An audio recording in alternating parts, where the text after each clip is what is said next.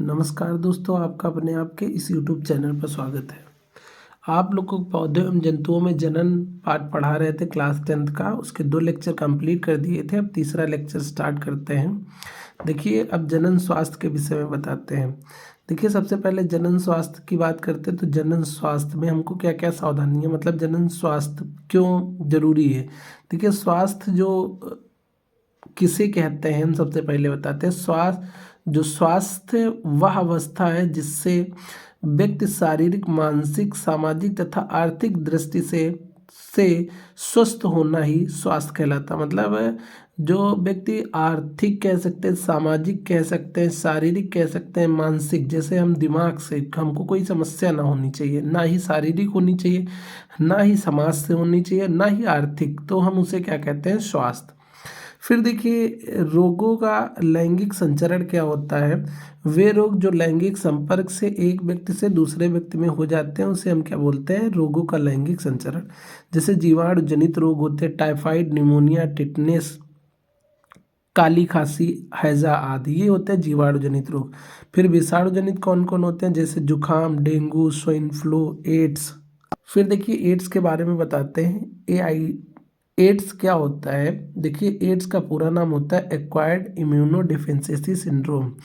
अब देखिए, ads HIV जो है, ह्यूमन इम्यूनो डिफिशियंसी वायरस से होता है। जो एड्स प्रॉब्लम होती है, होने वाला एक रोग है। ये एक रोग है। HIV का सबसे बड़ा कारक है रुधिर आदान प्रदान। संक्रमित व्यक्ति के रुधिर को स्वस्थ व्यक्ति में क्या करते हैं, मतलब इसका क्या होता है, रुधिर के आदान प्रदान के कारण होता है। मतलब क्या करते हैं, चढ़ा देंगे अगर स्वस्थ व्यक्ति से। स्वस्थ व्यक्ति में अगर एक ग्रसित व्यक्ति है तो बार बार एक ही इंजेक्शन का प्रयोग करने से भी रोग फैल सकता है।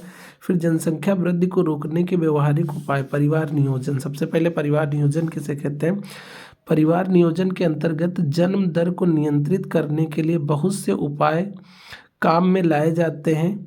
इसका प्रमुख उद्देश्य क्या होता है, प्रमुख उद्देश्य है कि निषेचन की क्रिया को रोकना, जिससे अंडाणु एवं शुक्राणु मिलन नहीं होता है। मतलब क्या होता है, निषेचन की क्रिया में, मतलब जिसमें अंडाणु एवं शुक्राणु का मिलन नहीं होगा, तब मतलब क्या हो सकता है, इसका नियंत्रण कर सकते हैं। सीमित परिवार के उपाय की विवेचना इस प्रकार है। जैसे बच्चों के जन्म के बीच दूरी, ऐसे उपायों के प्रयोग से अनचाही संतान के जन्म को रोका जाए, जिनसे बच्चों के बीच जन्म के बीच का समय बढ़ाया जा सके।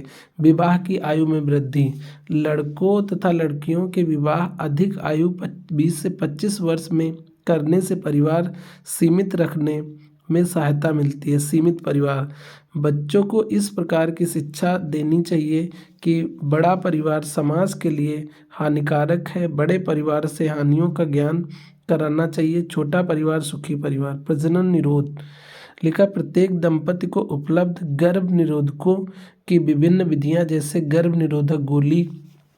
और फिर देखिए, पुरुष की नसबंदी तथा स्त्री की नलबंदी की पर्याप्त जानकारी हो, जिससे परिवार नियोजन किया जा सके। परिवार नियोजन की विधियां, परिवार नियोजन की 2 विधियां, एक होती है अस्थायी विधि और दूसरी स्थायी विधि। अस्थायी विधि, इसमें परिवार नियोजन के निम्न उपाय होते हैं। जैसे निरोध का प्रयोग करना चाहिए। लैंगिक संपर्क के समय पुरुष को निरोध नामक कंडोम का प्रयोग करना चाहिए। लूप या काफर टी, महिलाओं को परिवार कल्याण केंद्र पर जाकर अपने जनन पथ में लूप लगवा लेनी चाहिए, जिससे गर्भ धारण नहीं होगा। गर्भ निरोधक गोलियां, देखिए, स्त्रियों के लिए अनेक गर्भ निरोधक गोलियां मिलती हैं, जैसे माला डी, माला एन, सहेली आदि को रोज खाने से गर्भ धारण नहीं होगा। गर्भ निरोधक सुई, स्त्रियां गर्भ निरोधक सुई भी लगवा सकती हैं। गर्भ समापन, अनावश्यक गर्भ का लेडी डॉक्टर द्वारा समापन कराया जा सकता है। फिर देखिए, आगे आपको बताते हैं स्थायी विधियों के बारे में। स्थायी विधियों में नसबंदी, इस विधि में नर की शुक्रवाहिका को काट कर बांध दिया जाता है, जिससे शुक्राणु वीर्य में नहीं पहुंचते। इस विधि को हम वैसेक्टोमी भी कहते हैं। नलबंदी, इस विधि में मादा की अंडवाहिनी में छोटा सा चीरा लगाकर निकाल दिया जाता है या बांध दिया जाता है। इस विधि को ट्यूबेक्टोमी कहते हैं। देखिए ये जो पार्ट है यहाँ तक बस यहीं पर समाप्त होता है, फिर आपको नेक्स्ट पार्ट अन्य लेक्चर में बताएंगे।